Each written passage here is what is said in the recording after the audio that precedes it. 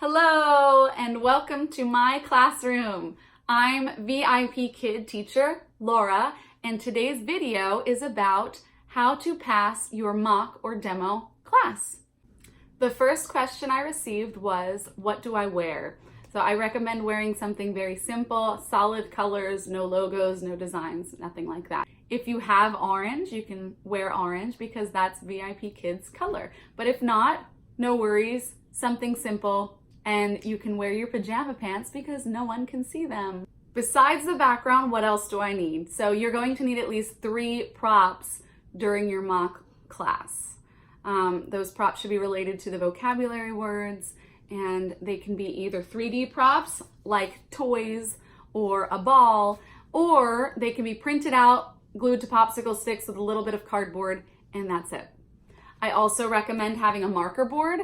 If you plan to use your marker board during the lesson, I recommend that you have what you want on here already written so that you can easily erase and rewrite quickly, okay? You shouldn't be looking down and writing during the lesson. You should be very quick, writing good job like this, okay? So for example, if you're teaching mat, cat, sat, you can have at already written, and then you can easily change that first letter like this, okay? I also recommend, these are Logitech headphones. They are very professional. They're also one of the cheapest brands with 5-star ratings on Amazon. So Logitech, a lot of VIPKid teachers recommend them. Another thing you need to prepare is your reward system. There is a built-in reward system on the PowerPoint where you can send students up to 5 stars. So throughout the lesson, you want to reward the student with stars. And you just click a star, you say, good job, you get a star. And I like to show them a star as well. You are expected to have a personal reward system. This is the one I used for my demo class. I never used it again. But the demo class, the theme was soccer, and one of the vocabulary words was ball. So I had all of the soccer balls off. I had the tape ready, and they were sitting on the desk, and I showed them just the soccer goal, and I said, when you do a good job, you get a soccer ball. Goal! And then the kids get very excited. At the end of the lesson, you can count your soccer balls together. Let's count. 1, 2, 3, 4, 5. 5 soccer balls. Good job. And I keep it displayed. I like to have something that you can keep displayed during your lesson. My general tips: speak very slowly, speak very clearly, speak with simple but correct grammar. For example, if the word is happy, don't say I happy to make it simplified. No, you need to use correct and complete grammar. Keep it short, but do not lose some necessary words for it to be correct grammar, okay? They want to see that you're correcting the student and that you're using correct grammar as well. So correcting a student, keep it positive. You don't need to say no, wrong, none of that. If a student says something wrong, for example, if they pronounce the word ball, bull, or bowl, you say, good job, ball, ball. And then you just keep encouraging them. If they still can't get it after the 3rd try, you say, good job, and you move on, because you cannot spend the entire lesson correcting a child on the one word. You might want to, you need to move on, and you need to teach them other things. So keep it positive.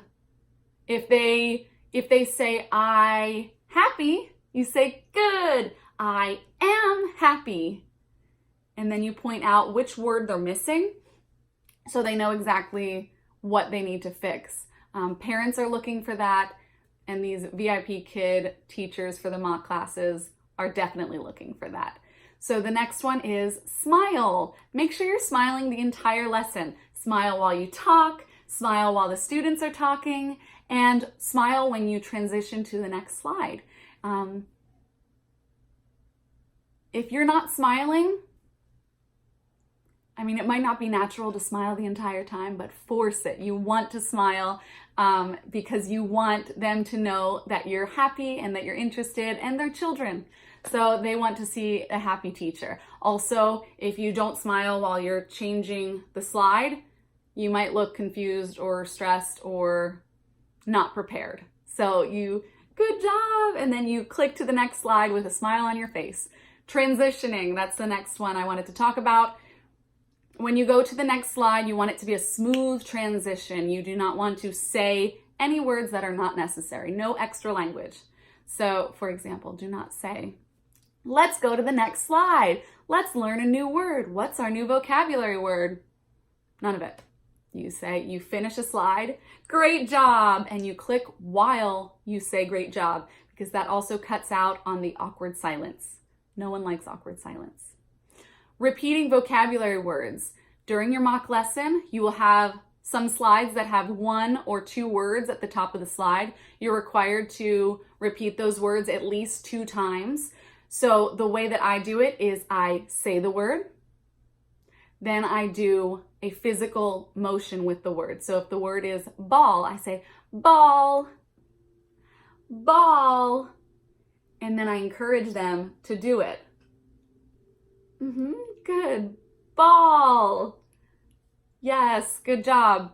And then for the 3rd time, you might want to actually show them the prop.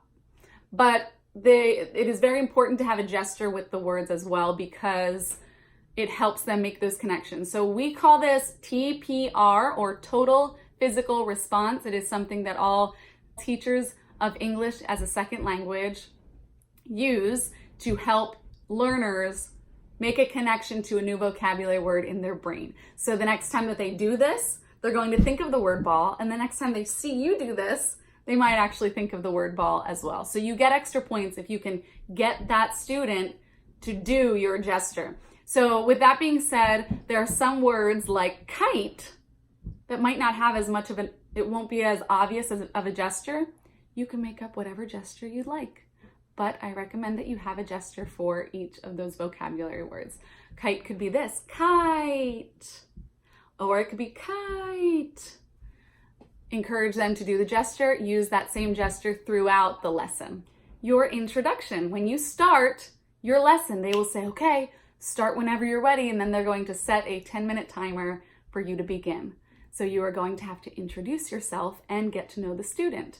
I recommend the following. This is what I do. And remember, you're going to be working with an adult, but you have to treat them like a child. Just think that you're with a child, okay? And they are going to act like a child. They might kind of try to trick you. They're not going to try to trick you too much, but be prepared. If they make mistakes, you have to correct them, okay? So this is what my introduction looks like. Hello, my name is Teacher Laura. What's your name? Amy. Good. My name is Amy. Very good. How old are you? 5. I am 5 years old. Very good. If you prefer to ask the student, how are you, instead of how old are you, you can use little faces and say, how are you? And they might say, happy, I happy. Good, I am happy. Good, I am happy too. Are you ready? Let's go. And then you get to the reward slide. No one actually uses this reward slide, but it gives you the opportunity to talk about what your personal reward is. So, like my example earlier, this is my reward.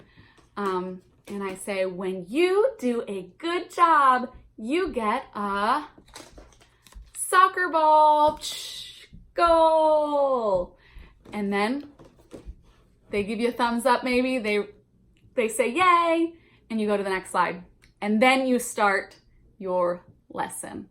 Okay, so I hope that these tips and tricks were helpful to you. And please message me if you have any questions, comments, concerns, if you're nervous about something. I am looking forward to seeing your educational background, seeing your classroom, And I would also love to see what props you are using. I'm always very curious. So good luck, and I'll see you next time.